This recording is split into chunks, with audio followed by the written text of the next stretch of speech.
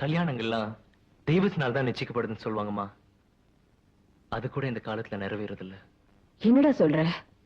அப்பா இறந்ததுல இருந்து இந்த 18 வருஷமா மாமா உனக்கும் எனக்கும் சோறு போட்டிருக்காரு. பணத்தை எக்கச்சக்கமா செலவழிச்சு என்ன பெரிய படிப்பு படிக்க வச்சிருக்காரு. எல்லாம் உண்மைதான், அதை நான் உணர்ந்திருக்கேன். ஆனா ஜானகிக்கு நான் தான் புருஷனா வரணும்னு நீங்க முடிவு பண்ணா அதை நான் எப்படிமா ஏத்துக்க முடியும்? அப்போ அன்னைக்கு நம்ம வீட்டுக்கு வந்தாலே சூர்யா, அவளை நான் விரும்புறேன்.